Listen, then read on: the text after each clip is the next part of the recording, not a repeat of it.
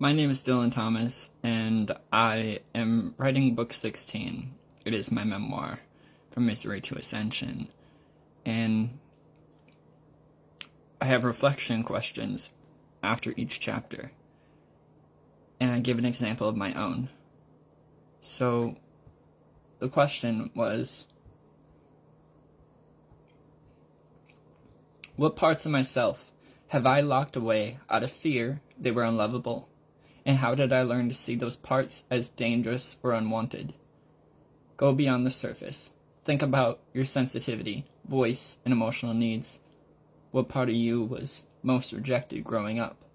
And how did you survive? So, this is my response. I've come to realize I locked away my heightened sensitivity and my need for belonging, the softest part of me.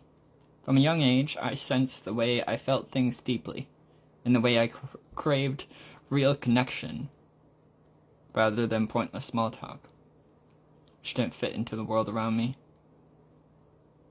I learned to hide how much I cared and how much I noticed the littlest things no one seemed to care about. I felt my heart. I learned to silence my authentic voice, the frequency and the depth wanting to so badly be expressed. When people made fun of my high-pitched voice, mocking me to be JB Jr., which I didn't understand was a joke, because I love Justin Bieber and his talent. I remember wanting to get his purple high-tops shoes, but my peers told me it wasn't natural for boys. I was taught my way of being was somehow wrong, and over time, I tucked away my curiosity of the universe and imagination no one else could see. Part of me that daydreamed of a home beside someone I loved. No one could understand my longing, so I convinced myself it was unrealistic. I stayed quiet. I stopped speaking up for myself. No one ever told me directly that my feelings or desires were dangerous. I absorbed it through small moments, eventually piled on top, creating deeply rooted scars. When they shut down my self-expression, classmates made fun of me for the things out of my control. Friends drifted away after I stopped pretending to ignore their remarks. I learned when I showed who I am, I'd lose people I loved, so it's better to be a people pleaser, to stay quiet where it's safe. I began watching from the sidelines, keeping my emotions to myself, scared of trusting someone new to love. I learned to survive by being a chameleon.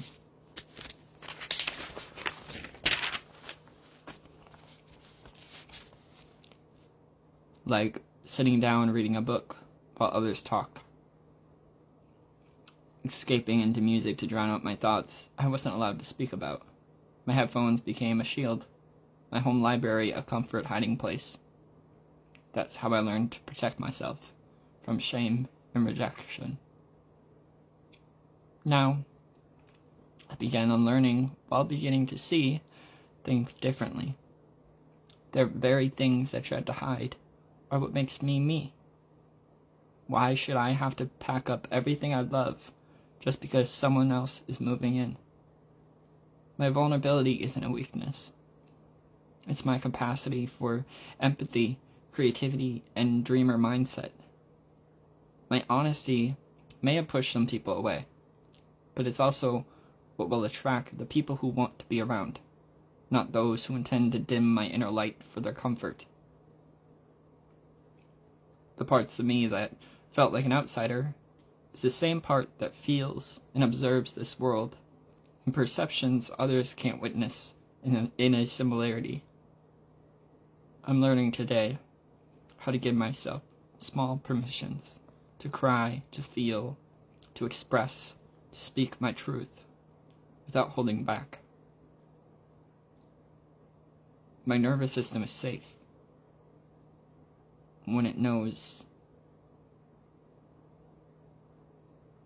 it's appreciated, valued,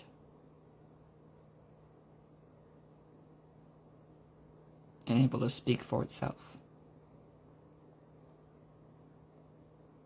So now I remove myself from those who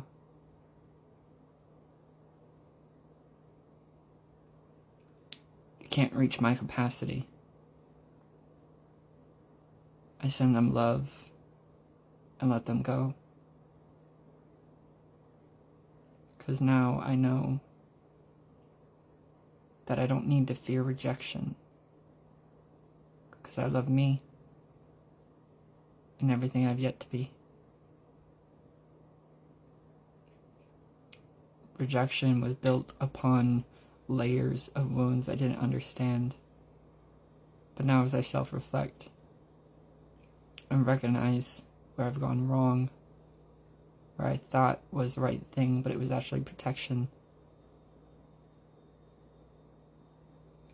I'm grateful to know within myself that I can trust myself, and that I deserve much more than I realized, much more than what I settled for, because I didn't want to be alone. Loneliness has taught me how to enjoy my company, how to dance around the house like no one's watching, blaring music, being me, without the fear of what somebody would say.